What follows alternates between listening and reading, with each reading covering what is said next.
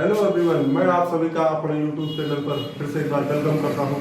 और मैं आप लोग को इसके पहले वाले वीडियो में लाभ और हानि पढ़ाया था। आज मैं फिर से उसी को कंटिन्यू करते हुए दूसरी वीडियो अपलोड करूंगा। आप लोगों से गुजारिश है कि आप हमारे चैनल को सब्सक्राइब और वीडियो को लाइक और शेयर जरूर किया कीजिए, जिससे और भी बच्चों के पास ये हमारी वीडियो जाए और उनको भी फायदा हो। तो हम लोग प्रॉफिट और लॉस के क्वेश्चन कर रहे थे, प्रॉफिट एंड लॉस। आज हम लोग क्वेश्चन कराएंगे, बहुत ही अच्छे क्वेश्चन कराएंगे जो परीक्षाओं में जैसे सीरियल में या रेलवे में पूछे जाते हैं और उन्हें सॉल्व करने में बहुत ही टाइम लगता है, लेकिन हम उस रेशियो मेथड से उसको सॉल्व करने में बहुत ही इजीली सॉल्व कर सकते हैं। आइए हम प्रश्न की तरफ चलते हैं।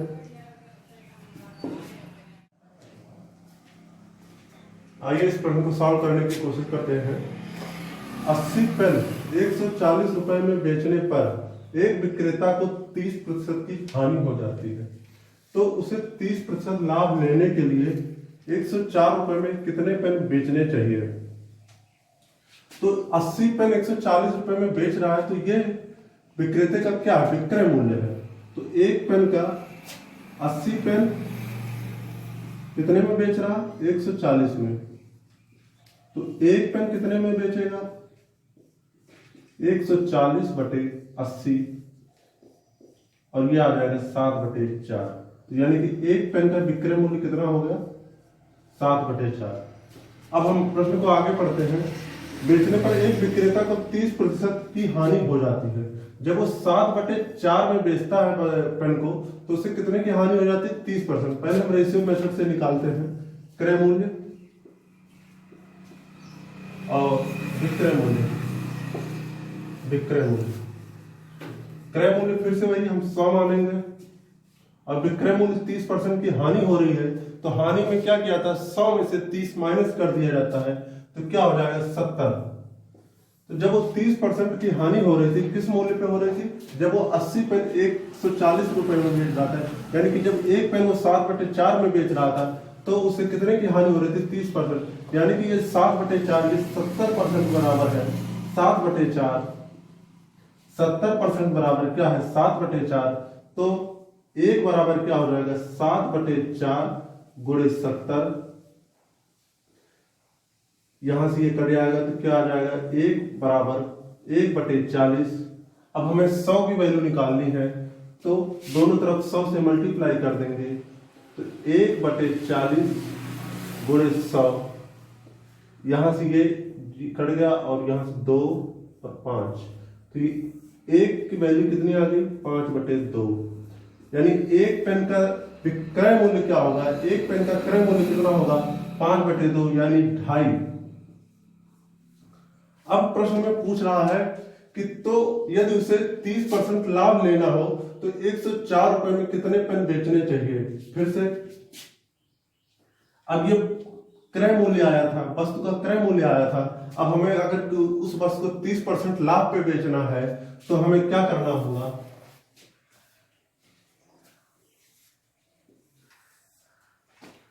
5/2 जो क्रय मूल्य दिया था, जब हमें 30% का लाभ चाहिए, तो 100 में 30 का ऐड कर देंगे, तो 130 निकल आएगा बटे 100। यहां से 1 0 ये कट गया, और 13/65 बटे 20। यहाँ ये 5 से कटेगा, ये 4 हो जाएगा, ये 13 हो जाएगा, तो 13/4। यानी कि एक पेन को उसे कितने में बेचना पड़ेगा, 13/4 रुपए में जब बेचेगा, तो उसे 30% लाभ मिलेगा।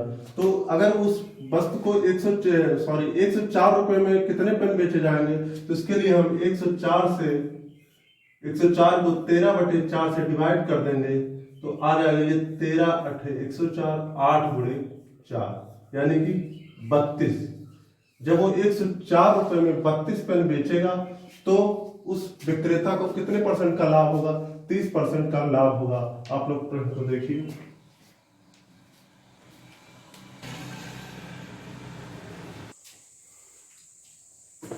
आइए इस प्रश्न को सॉल्व करने की कोशिश करते हैं। किसी वस्तु को 5% हानि की अपेक्षा 5% लाभ से बेचने पर 15 रुपए अधिक प्राप्त होते हैं, तो वस्तु का क्रय मूल्य क्या होगा।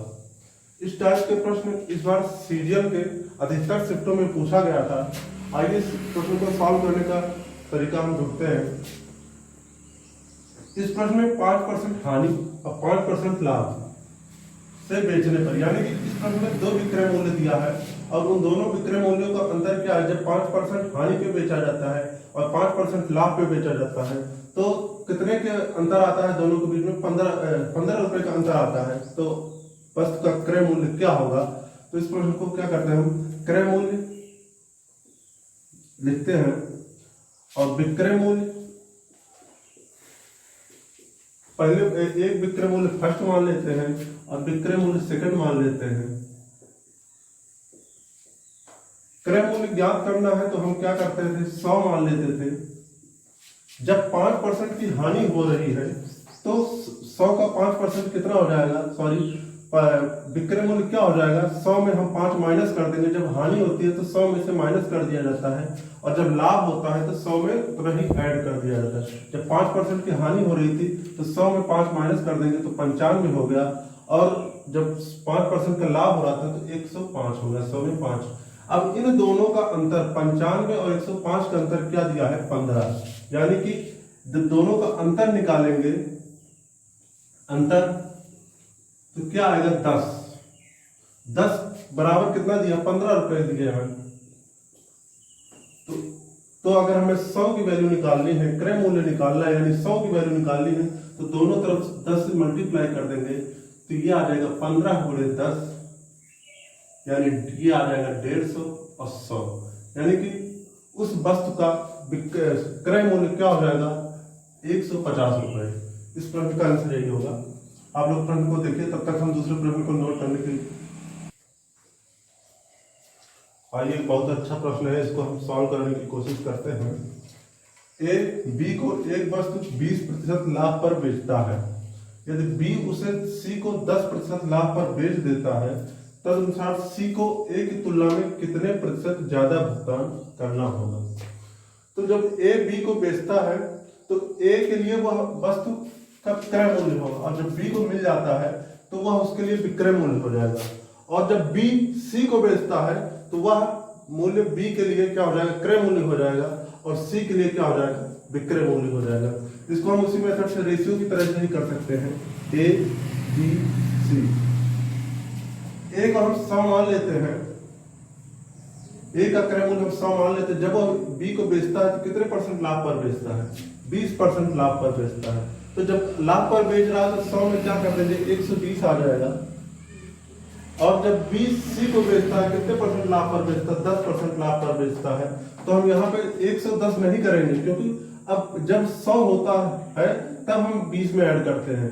अब यहाँ पे 120 है तो 120 का जब हम 10% निकालेंगे, 10% निकालेंगे तो क्या आ जाएगा, 12 आ जाएगा। अब ये 12 इसमें ऐड करके यहाँ पे हम लिख देंगे, कितना हो जाएगा, 132।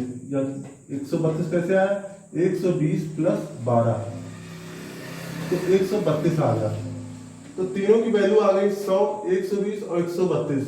तो प्रश्न में पूछा है सी को ए की तुलना में कितने प्रतिशत ज्यादा भुगतान करना होगा, यानी कि ए की क्रय मूल्य क्या था और सी का कितना होगा, 132। तो दोनों का अंतर क्या हो जाएगा, 32%, यानी कि सी को ए की तुलना में कितने परसेंट ज्यादा भुगतान करना पड़ेगा, 32। जब 100 से तुलना करेंगे तो 100 से कितना अधिक है, ये 32। तो इस प्रश्न का आंसर कितना हो जाएगा, 32। यदि आपको हमारी वीडियो पसंद आती है तो लाइक और शेयर जरूर कीजिए। बाकी चैनल को आप सब्सक्राइब कर दीजिए। जय हिंद, जय भारत।